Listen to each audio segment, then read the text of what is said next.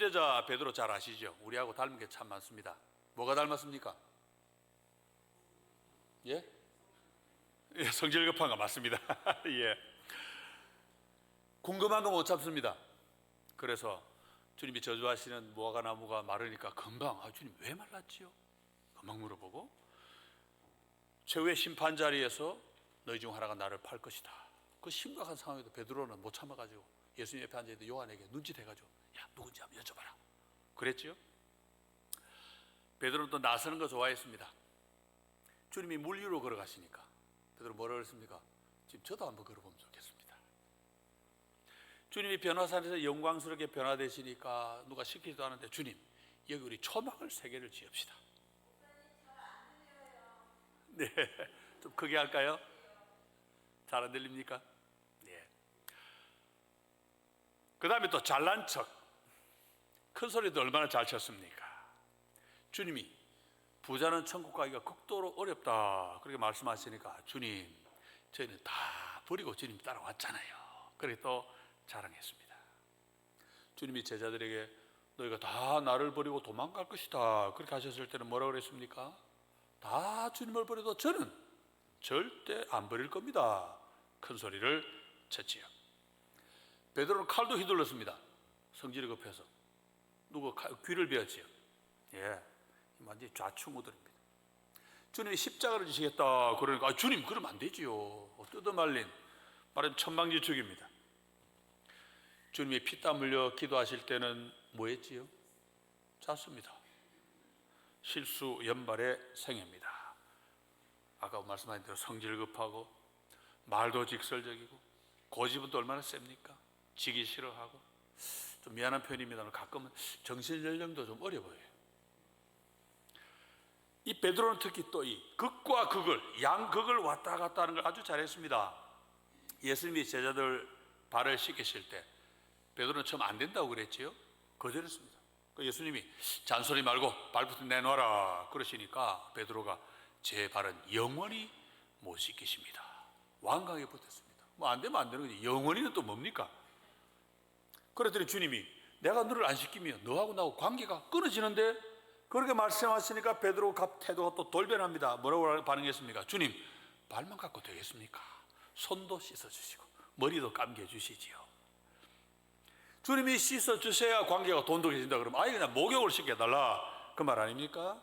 영원히 안 됩니다 그랬다가는 금방 정반대로 다 시켜주세요 그럽니다. 그래서 주님이 목욕은 이미 했으니까 발만 씻으면 된다 그러셨지요. 무슨 말입니까? 죄는 다 용서받았으니까 매일매일 살면서 짓는 죄만 그때그때 잘 회개하고 고치면 된다 그 말씀이지요. 베드로가 주님에 대해서 했던 멋진 고백 아십니까? 주는 그리스도시요 살아계신 하나님의 아들이십니다. 야, 얼마나 멋집니까?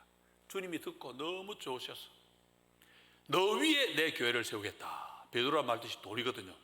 반석 위에 내 교회를 세우겠다 약속하셨습니다. 그런데 주님이 이어서 내가 곧 십자가를 져야 된다 그러시니까 베드로가 말립니다. 주님 그런 일 하시면 안 되지요. 정말 천방지축 아닙니까? 그래도 주님 뭐라 그러셨습니까? 내 뒤로 물러가라 사탄아. 조금 전에 뭐였습니까? 교회의 반석이었는데 졸지에 사탄으로 또 변해버렸습니다. 한순간에 온탕 냉탕 그야말로 천국과 지옥을 왔다 갔다 했습니다. 예수님의 최측근 인물인데 볼 때마다 사람 냄새가 물씬 풍깁니다. 베드로를 보면 정말 인간미가 넘친다 그런 생각이 들지요. 그래서 베드로를 볼 때마다 우리 성도들이 다 꼭 자기 자신을 보는 것 같아요. 나를 보는 것 같아요. 그래서 우리가 다 베드로를 좋아합니다. 성경 인물 가운데 인기 투표를 하면은 신약 성경에서는 베드로가 1위입니다. 독보적인 1위입니다. 우리가 다 베드로를 좋아하는데 사실 닮았다고 무조건 좋아하는 건 아니잖아요. 우리하고 닮았는데 닮기만 한 게 아니고 부러운 게 너무나 많습니다. 뭐가 부럽습니까? 베드로는 그 누구보다도 주님의 은혜와 사랑을 많이 받았습니다. 그래서 야 나도 베드로처럼 되면 좋겠다. 베드로처럼 주님 은혜와 사랑을 많이 받으면 좋겠다. 그래서 다들 베드로를 좋아합니다. 베드로 같은 저런 사람이 주님의 은혜와 사랑을 많이 받았다면은 뭐 베드로보다 별로 못할 게 없는 우리도, 그죠? 우리도 주님의 은혜와 사랑을 못 받을 것 없지 않습니까? 그럼 베드로가 받은 은혜와 사랑은 어떤 것입니까? 주님의 은혜와 사랑이 사람 따라 달라지는 건 아닙니다. 다 같은 거죠. 그런데 베드로를 보니까 주님의 은혜와 사랑이 어떤 건지 정확하게 파악이 됩니다. 한마디로 죄를 용서하시는 은혜, 죄를 덮어주시는 사랑입니다. 천방지축, 좌충우돌 다 이해해 주시고 실수연발 베드로를 용서하고 받아주시는 그런 은혜, 그런 사랑입니다. 우리가 주님께 받고 싶은 은혜와 사랑도 사실은 다 그겁니다. 왜요? 우리도 천방지축이고 좌충우돌이고 죄 많이 짓잖아요. 주님의 이 은혜는 베드로가 주님을 처음 만난 순간부터 빛을 발하고 있습니다. 베드로 직업이 뭐였습니까? 어부였지요. 갈릴리 바다에서 동생 안드레와 고기를 잡아먹고 살았습니다. 야고보, 요한 두 형제와 동업도 하고 있었죠. 그런데 어느 날 아침 예수님이 오셔서 배를 좀 빌리자 그러십니다. 그래서 배를 들였더니 주님이 배에 앉아 호숫가에 모인 사람들에게 말씀을 전하셨습니다. 베드로를 그물을 씻고 있었는데 베드로도 그 말씀 들었겠지요. 그런데 말씀을 마치신 주님이 베드로에게 그물을 다시 던져보라 하셨습니다. 베드로는 그 전날 밤새 그물을 던지고도 허탕을 친 상황입니다.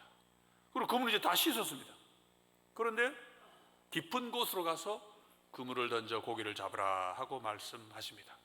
그랬더니 베드로는 조금도 망설이지 않고 예수께서 말씀하신 그대로 순종했습니다. 그랬더니 어떻게 됐습니까? 고기가 얼마나 많이 잡혔는지 자기 배도 가득 잠기고 또 동업자의 배도 가득 채울 정도로 많이 잡혔습니다. 바로 그 순간 베드로가 어떻게 했습니까? 야, 부자가 됐다. 안 그러죠? 뭐 했습니까? 주님 앞으로 가서 무릎을 꿇고 말했습니다. 저를 떠나십시오. 저는 죄인입니다. 주님. 엄청나게 많은 고기가 잡힌 순간 베드로는 하나님의 능력을 느꼈습니다. 이 놀라운 능력을 가지신 분이 하나님이 보내신 메시아겠구나 알았습니다. 그런데 하나님은 거룩하신 분 아닙니까?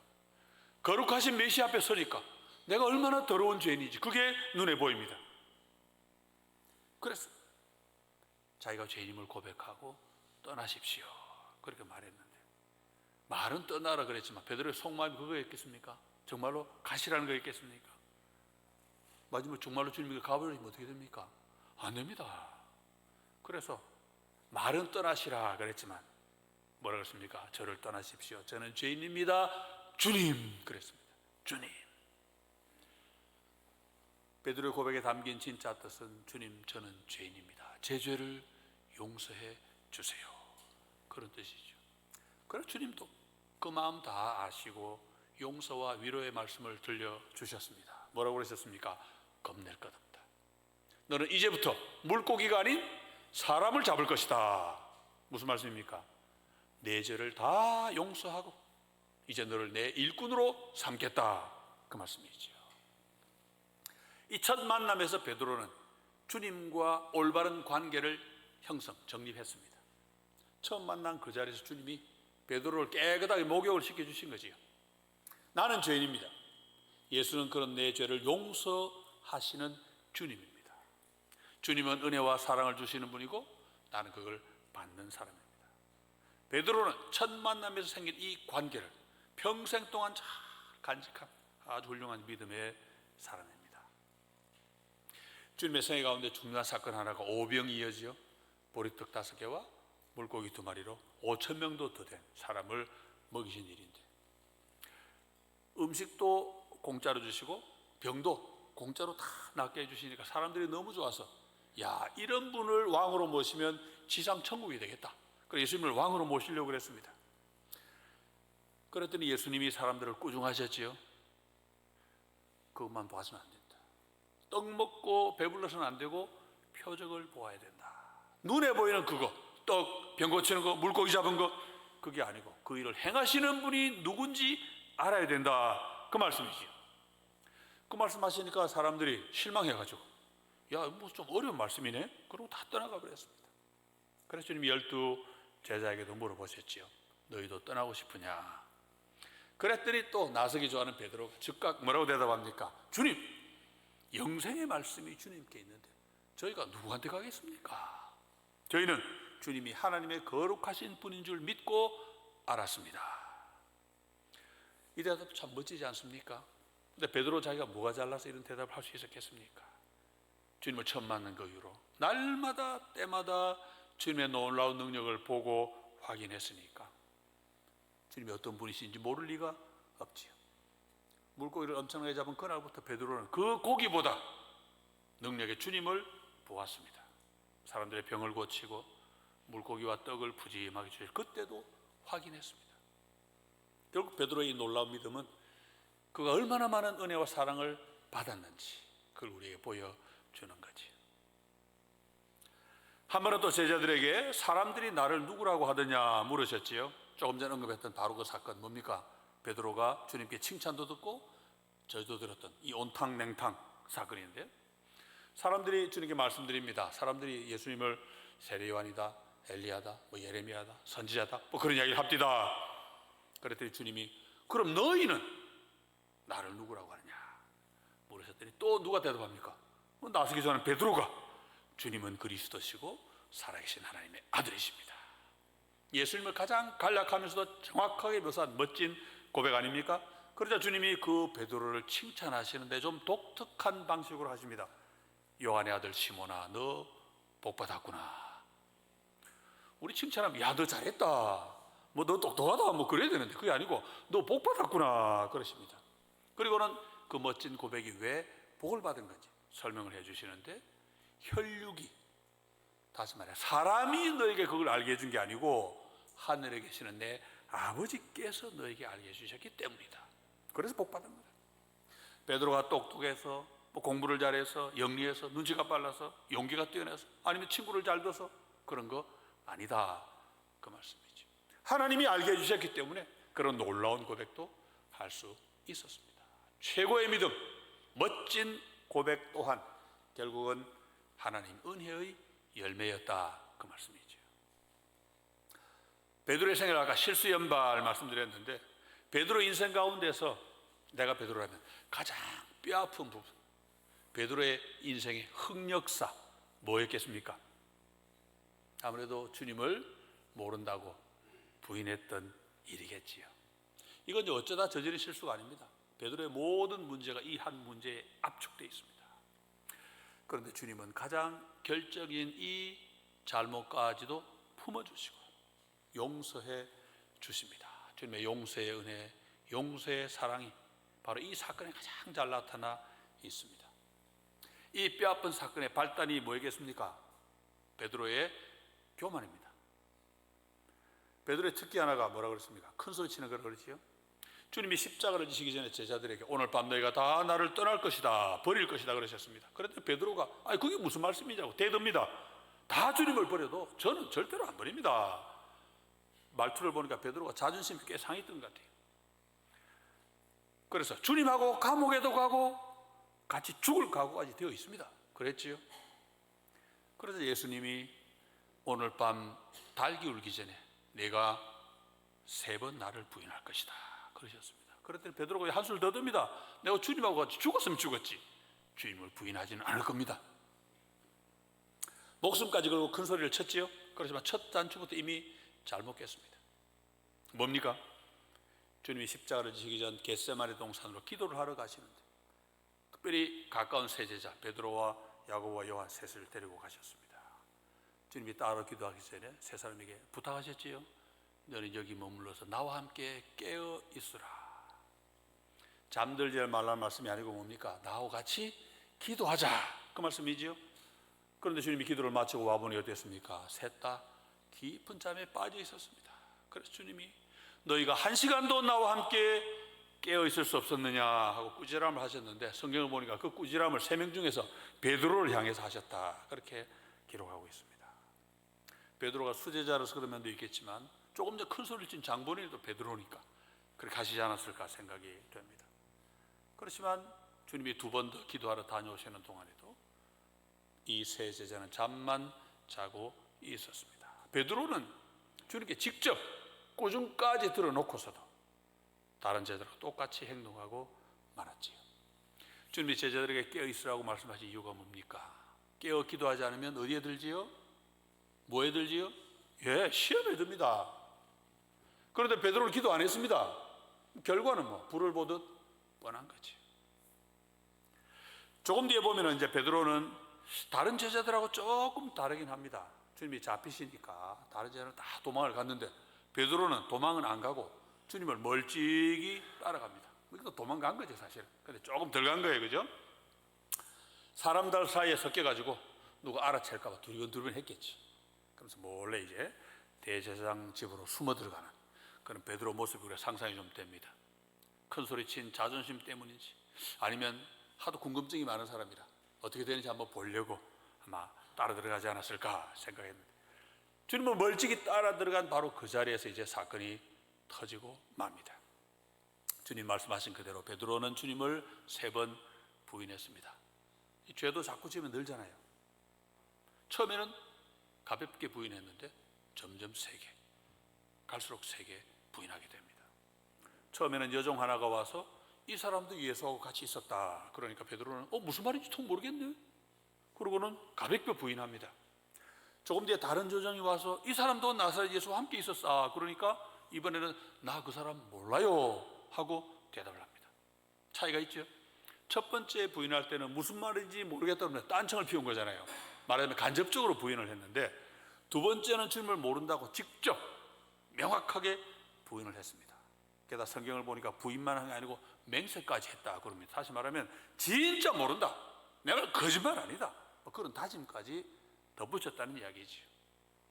조금 뒤에 세 번째는 여러 사람이 모여와가지고 이 사람도 예수하고 한패다 그랬더니 나 그 사람 몰라요 하고 세 번째로 부인하는데 이번에는 맹세에다가 저주까지 덧붙였습니다.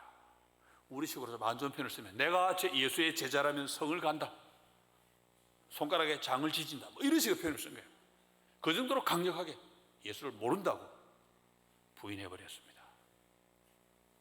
여러분, 주님의 제자가 지을 수 있는 정말 심각한 죄가 이거 아니겠습니까? 주님을 모른다 하는 거.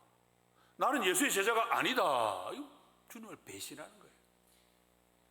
우리가 말로도 주님을 배신할 수 있고 또는 입을 다물고도 행동으로도 주님을 배신할 수 있습니다. 베드로는 한 번도 아니고 두 번도 아니고 3번 주님을 부인했습니다. 여러분, 3번이란 것이죠. 유대인들에게 3은 완전수입니다. 그래서 하나님을 찬양할 때도 거룩하다 할 때 3번 합니다. 거룩하다, 거룩하다, 거룩하다, 끝. 한 번도 하면 안 됩니다. 3번으로 끝내야 돼요. 왜? 완전수니까. 3번 부인한 것은 확실하게 부인한 것입니다. 무슨 말입니까? 나중에 실수였다, 무슨 오해가 있었다, 잠시 착각했다, 이런 변명이 아예 안 통하도록 완전히 끝장을 보았다, 그런 뜻입니다. 주님과 함께 죽었으면 죽었지 주님을 부인하지는 않겠다 그랬던 베드로가 맹세하고 저주까지 하면서 주님을 부인해버렸습니다. 아무리 극과 극을 잘 왔다 갔다 하는 베드로라도 이건 정말 아니다, 다른 건 모르겠지만 이건 어떻게 해볼 도리가 없다, 그런 생각마저 듭니다. 자, 베드로가 경험한 은혜가 어떤 은혜라고 그랬지요? 용서의 은혜라 그랬지요. 우리가 주님께 받은 은혜도 다 이런 용서의 은혜라 그랬습니다. 주님을 모른다고 3번이나 부인했는데도, 맹세로 모자라 저주까지 하면서 부인을 했는데도 주님은 용서해 주셨습니다. 정말 놀랍게도 주님을 모른다고 부인한 바로 그 자리, 바로 그 순간에 주님의 용서의 은혜가 이미 시작이 됐습니다. 자, 주님을 모른다고 3번째 부인한 다음에 어떤 소리가 하나 들려왔죠. 무슨 소리입니까? 닭 우는 소리. 닭이 울었습니다. 닭 울음소리가 들리는 그 순간 베드로는 주님이 하신 말씀이 떠올랐습니다. 여기에 이미 주님의 은혜가 담겨 있다는 거 아시겠지요? 예수님이 전에 말씀하실 때 그냥 네가 나를 부인할 것이다 그러지 않고 뭐라고 말씀했습니까? 닭 울기 전에 내가 나를 부인할 것이다 그러셨단 말이에요. 차이가 뭡니까? 잘못을 하고 난 다음에 그것을 깨달을 수 있는 명확한 계기를 알려주신 거예요. 우리도 그런 경험합니다. 우리도 어떤 죄에 빠졌다 모르고 죄 짓다가 어느 순간 내가 죄 짓구나 깨닫는 때가 있잖아요. 고통을 겪기도 하고 일이 잘 안 되기도 하고 어떤 때는 그냥 말씀을 듣다가 또는 읽다가 내가 죄 지었네 깨닫기도 합니다. 어떤 종류든 죄를 깨닫는 계기라면 그 계기는 다 주님의 은혜와 사랑입니다. 주님은 사실 베드로가 주님을 부인하기 전부터 베드로를 위해서 기도하셨다고 주님 말씀하시죠. 오늘 우리가 죄짓다가 그걸 깨닫고 회개하는 일 역시 하나님 보좌 우편에서 우리를 위해 간구하시는 주님의 은혜인 줄 믿습니다. 자, 닭 우는 소리만 들렸겠습니까? 공감각적입니다. 소리도 들렸고 눈에 뭔가 보였습니다. 뭐였습니까?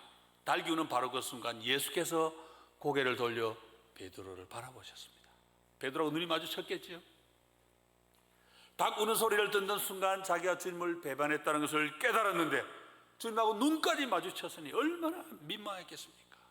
그래서 베드로가 밖으로 달려나가 심히 통곡한 것입니다. 마음 깊이 통회하며 뉘우치는 믿음의 회개였지요. 여러분, 믿음의 회개는 믿음 없이 하는 후회와 근본적으로 다릅니다. 아시죠? 가룟 유다 보세요. 양심의 가책을 느꼈습니다. 뭐 했습니까? 자살했습니다. 그런데 베드로는 죄를 깨닫는 순간 크게 울었습니다.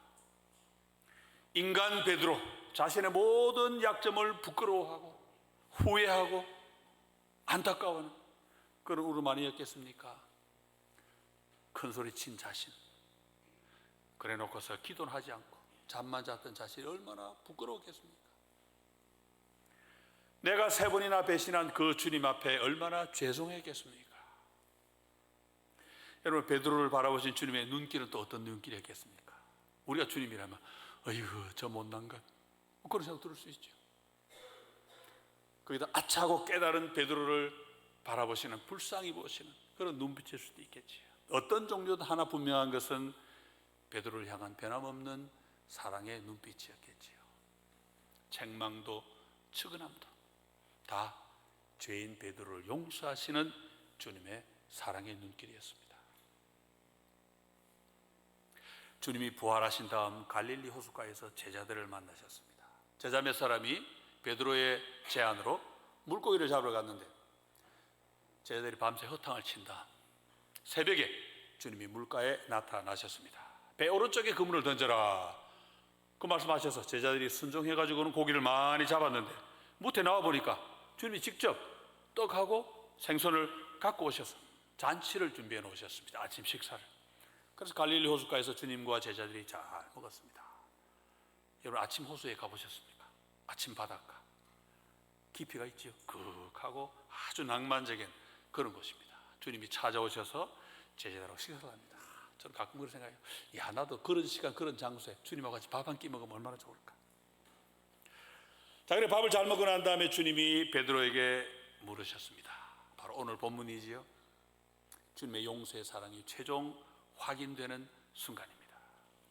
요한의 아들 시몬아, 내가 이 사람들보다 더 나를 사랑하느냐? 왜 요한의 아들 시몬입니까? 주는 그리스도시요 살아계신 하나님의 아들입니다. 이 멋진 고백을 했을 때 주님이 요한의 아들 시몬아, 너 복받았구나 그러셨거든요. 그러니까 주님이 기도하실 때 잠이나 자던 그 베드로, 주님을 3번이나 모른다고 부인하던 그 베드로가 아니고 하나님 은혜로 멋진 고백을 하던 그 베드로임을 일깨워 주신 거지요. 주님이 왜 이 사람들보다 더 나를 사랑하느냐 하고 물으셨겠습니까? 그 역시 며칠 전에 베드로가 한 말이 있잖아요. 다 주님을 버려도 저는 주님을 부인하지 않겠습니다. 그랬단 말이에요. 그걸 모를 리 없는 베드로는 이제 담담하게 대답합니다. 예, 주님, 제가 주님 사랑하는 거 주님 아시잖아요.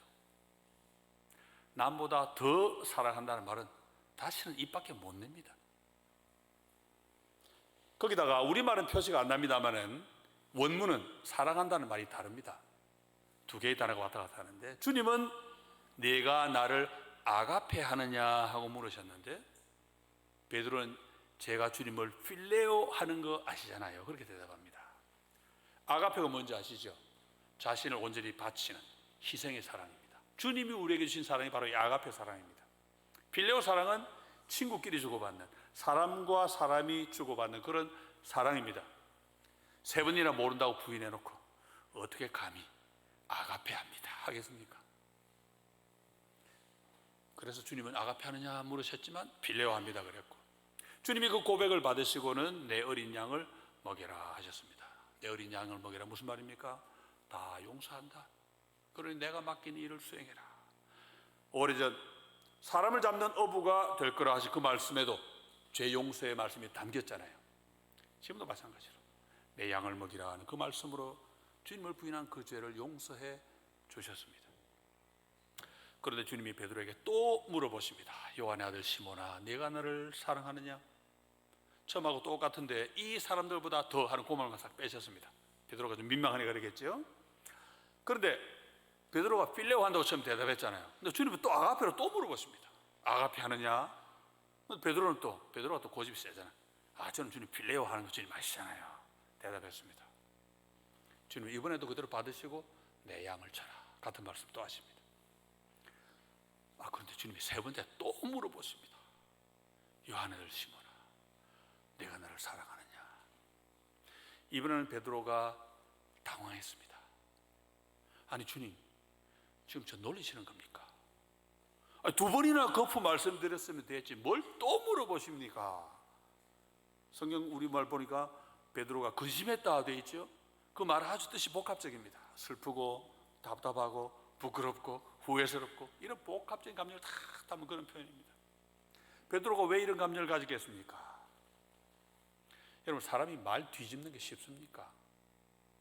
거기다가 모든 것을 다 하시는 주님 앞에서 이랬다가 저랬다가 어렵습니다. 거기다가 주님을 모른다고 부인해놓고 이제와 사랑한다고 말하는 것도 부끄러워 죽겠는데 그걸 한 번도 아니고 두 번도 아니고 세 번이나 반복해야 되니까 뭐 죽을 맛이죠, 베드로를. 그런데 이번에는 또 감사하게도 주님이 베드로에게 내가 나를 아가페 하느냐 안 그러시고 내가 나를 필레오 하느냐 물어보십니다. 베드로가 두 번이나 필레오로 답하니까 주님이 바꿔주신 거예요. 내가 나를 필레오 하느냐. 그렇게 베드로가 한결 수월하게, 세 번째 민망하지만 한결 수월하게 예, 제가 주님 필레오 하는 거 주님이 아시잖아요 그랬습니다. 베드로 이겼죠. 베드로의 고집대로 주님이 꺾으셨습니다. 그런데 세 번이나 물어보신 바로 여기에 우리 주님의 깊은 사랑이 담겨 있습니다. 주님이 왜 세 번 물어보셨는지 우리 다 알지요? 네. 베드로가 주님을 모른다고 세 번 부인했기 때문입니다. 그래서 주님은 베드로로 하여금 세 번 고백하게 하셔서 베드로에게 참 위로를 주고자 하셨습니다. 내가 나를 모르는 게 아니고 사랑하는 거 맞지? 확인해 주신 겁니다. 그래서 베드로는 세 번째 똑같이 대답하죠. 예, 주님 다 아시지 않습니까? 제가 주님 사랑하는 거 주님이 아시잖아요. 그랬더니 주님이 세 번째 또 말씀하십니다. 내 양을 먹여라. 이 말씀도 세 번째 하셨지요? 끝났습니다. 내가 내 모든 잘못을 확실하게 완전하게 용서한다 그 말씀이지요. 주님은 베드로의 이 고백이 참된 것임을 확인하시려고 예언을 또 하나 들려주십니다. 베드로가 주님처럼 십자가에 달려 순교할 것이라는 말씀이지요. 본문에는 뭐로 되어 있습니까? 내 팔을 벌릴 것이다. 십자가를 이야기하는 겁니다. 어쩌면 이 십자가 관련 말씀을 들을 때도 베드로가 뜨끔했는지 모릅니다. 베드로의 인생을 보니까 뭐가 있었습니까? 주님 십자가 지지 마세요 그랬다가 사탄 소리를 들은 적이 있잖아요. 그런데 이제는 베드로 자신도 주님 뒤를 따라 십자가를 질 겁니다. 주님 뒤지 마세요 그런데 이제는 자기도 십자가를 질 겁니다. 그래서 주님이 베드로에게 마지막 뭐라고 그러십니까? 나를 따르라. 모든 잘못을 용서하시고 다시금 제자로 써주시니 얼마나 감사합니까? 남들 가진 약점 다 가졌고 너무나 인간적이어서 우리하고 너무나 닮은 그런 베드로였지만은 이 은혜가 있어서 베드로가 되었습니다. 용서받고 구원받고 주님의 훌륭한 제자가 되었습니다. 여러분, 은혜가 뭡니까? 아무 이유가 없는 게 은혜입니다. 아무 대가가 없는 게 은혜입니다. 그냥 주시는 것이 은혜입니다. 그런데 베드로가 이것을 그냥 받았는데, 은혜를 받고 나서 보니까 이 은혜는 은혜 받은 사람을 변화시킵니다. 베드로가 달라졌습니다. 그걸 우리가 또 베드로의 생애를 통해서 확인하게 되지요. 여러분, 주님이 사역을 하실 때 주님 주변에 제자가 수십 명, 많으면 수백 명이 있었습니다. 그런데 12명을 따로 뽑으셨지요. 왜 12명일까요? 성경 아무리 봐도 이유가 없습니다. 주님 마음입니다. 그냥 12제자 가운데서 또 3사람만 가까이 데리고 다니셨잖아요. 왜 그 3사람인지 성경 아무리 봐도 답이 없습니다. 이 사람이 남보다 믿음 뛰어난 것 같지도 않고 싸우기만 잘했잖아요. 그리고 예수님 기도할 때 잠만 잤잖아요. 거기다가 왜 하필이면 베드로일까? 그런 생각 해봅니다. 베드로가 남보다 뭐 인간성이 뛰어났던 것도 아니고 신앙이 뛰어난 것도 아니고 능력이 출중했던 것도 아니고 남보다 학교를 오래 다닌 것 같지도 않고 그렇다고 재력이 있었던 것도 아니고 도대체 모르겠습니다. 그런데 왜 베드로일까 묻다 보니까 문득 왜 나일까 그런 생각이 듭니다. 왜 여러분, 우리 왜 우리입니까? 왜 우리입니까? 왜 하나님이 하필 우리 같은 것을 선택하셨을까요? 이유 아시는 분 있습니까? 저는 모르겠어요. 베드로나 우리나 지극히 평범한 사람들이지요. 그것도 평범하기만 하면 낫지요. 문제는 또 얼마나 많습니까? 성질 잘 부리고 화도 잘 내고 고집 세고 자존심 강하고 거짓말 잘하고 나서기는 좋아하고 큰 소리 치고 기도하라 그러면 잠자고. 그런데 베드로의 생애를 보니까 바로 거기에 은혜가 있습니다. 지극히 평범한 바로 거기 문제투성인 우리 삶에 바로 주님의 은혜가 있습니다. 그 은혜 때문에 삽니다. 그 은혜 때문에 우리 인생이 값진 인생이 되었습니다. 주님의 은혜와 사랑이 있어서 우리가 주님의 제자가 되었습니다. 우리 남들하고 똑같아요. 웃기는 인생 우리도 살아갑니다. 가끔은 손가락질도 받습니다. 그런데 남들은 모르는 은혜가 우리에게는 있습니다. 우리의 죄를 용서하시고 우리에게 영생과 구원을 주신 하나님의 은혜입니다. 남들은 모르기 때문에 우리는 이걸 비밀이라고 부릅니다. 은혜의 비밀, 믿음의 비밀입니다. 여러분, 겉모습은 똑같지요. 남들 하는 우리도 똑같이 합니다. 남들 다니는 직장 우리도 다닙니다. 남들 하는 운전 우리도 하고 다니고 집에서도 밥, 빨래, 설거지, 애들 학교 보내는 거 남들하고 다 똑같습니다. 그래서 겉으로 보기에는 똑같은데 속은 안 그렇습니다. 왜요? 은혜가 있거든요. 하나님이 아무 이유도 없이 여기 모인 우리를 사랑하시거든요. 그 은혜, 그 사랑의 핵심은 용서라 그랬습니다. 주님을 처음 만났을 때 우리의 모든 죄를 용서해 주신 그 주님, 오늘도 입술로 또는 행동으로 끊임없이 주님을 모른다 부인한 우리를 또 용서해 주십니다. 처음 주님을 믿을 때 우리를 깨끗하게 목욕시켜 주시지 않았습니까? 그 주님이 또 날마다 더러워지는 우리의 발을 또 깨끗이 씻어 주십니다.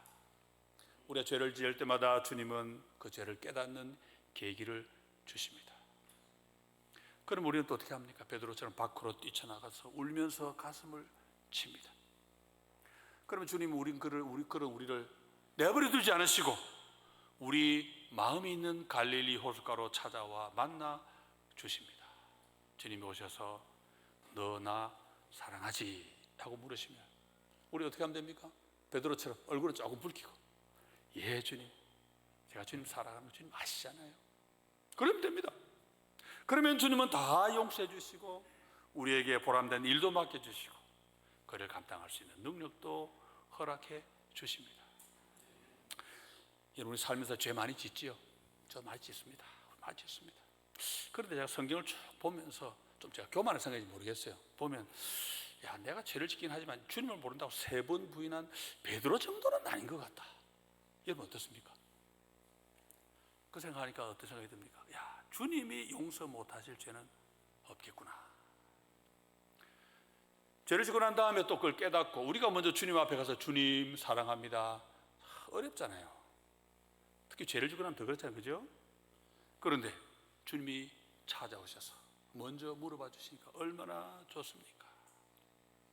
이런저런 죄를 지었다가 회개하고 용서의 은혜를 구하는 일은 베드로 못지않게 극과 극을 왔다 갔다 하는 참 민망스러운 일이지만은 그래도 늘 안 좋은 쪽에서 좋은 쪽으로 오는 거니까 얼마나 감사합니까? 여러분 잊지 마시기 바랍니다. 지금 이 순간도 주님은 죄로 물든 우리 마음에 찾아오셔서 묻고 계십니다. 너 나 사랑하지? 우리는 다른 거 필요 없이 그냥 예 주님, 제가 주님 사랑은 주님 아시잖아요. 그러면 됩니다. 주님의 그 사랑이 있어서 우리가 오늘도 살아갑니다. 도대체 이유를 알 수 없는 그 사랑, 아니죠, 아무 이유가 없죠. 이유가 없는 그 은혜 때문에 삽니다. 그 은혜가 오늘도 우리가 살아가는 이유, 살아가는 원동력이 됩니다. 그 사랑이 있기 때문에 우리가 영원의 소망을 갖고 있고 오늘도 힘들지만 이 나그네 길을 걸어갑니다. 그 믿음이 있기 때문에 우리 오늘 이렇게 모인 거 아니겠습니까? 그런 세상에 나가 살 때도 또 이렇게 함께 모여 교회 생활을 할 때도 우리는 베드로처럼 여전히 좌충우돌, 천방지축, 변덕투성이, 실수, 연발이지만 괜찮습니다. 왜? 구원의 은혜. 주님의 구원의 은혜, 우리의 모든 죄를 용서하시는 그 은혜, 그리고 영원한 생명과 구원을 허락하신 그 은혜, 사랑 하나만 꽉 붙들면 우리는 오늘도 주님의 제자로, 그리고 주님 허락하실 또 한 주간도 멋지게 살아갈 수 있을 줄 믿습니다. 기도하겠습니다. 하나님 아버지, 하나님의 은혜와 사랑을 듬뿍 받았던 베드로의 생애자에게 함께 살폈습니다. 정말 실수투성이, 오점투성인 그의 생애지만 주님의 용서의 은혜와 사랑이 있어 그의 생애가 아름답게 빛나고 그의 생애가 보람되게 되었고 베드로가 된 것 저희가 보았습니다. 주님, 참 부끄럽고 초라해 보이는 저희의 삶이지만 주님이 저희 가운데 은혜와 사랑을 주시니 오늘도 저희가 살게 됩니다. 주님 은혜와 사랑 주심을 감사합니다. 밖에 있는 사람들은 이 놀라운 비밀을 모르고 겉모습만 가지고 자랑하고 뻐기고 다니지만 주님, 저에게는 온 우주의 가장 소중한 보화를 허락해 주셨으니 감사합니다. 저희가 이걸 잘 모르고 때로는 주님을 부인할 때도 있고 곁길로 나갈 때도 많지만 그럴 때마다 깨닫는 계기를 주시고 회개하게 하시고 참 회개한 저희들에게 찾아오셔서 갈릴리 바닷가에서처럼 너 나 사랑하지 물으시는 그 은혜와 사랑을 기억합니다. 주님, 오늘도 저희가 예 주님, 제가 주님 사랑하는 거 주님 아시잖아요. 그래 고백하며 부끄럽지만 민망하지만 오늘 주님의 그 은혜, 그 사랑 하나 붙잡고 살아가는 저희가 다 되게 도와주시옵소서. 하나님 아버지, 우리 양주 새순교회를 사랑해 주심을 감사합니다. 우리 제 목사님과 우리 온 성도들이 함께 모여서 주님을 더욱 뜨겁게 사랑하고 주님께 받은 그 놀라운 용서의 은혜와 사랑을 함께 나누며 손에 손잡고 천국길 잘 걸어가는 귀한 주님의 몸된 교회 되게 하여 주옵소서. 예수 그리스도 이름으로 기도하옵나이다. 아멘.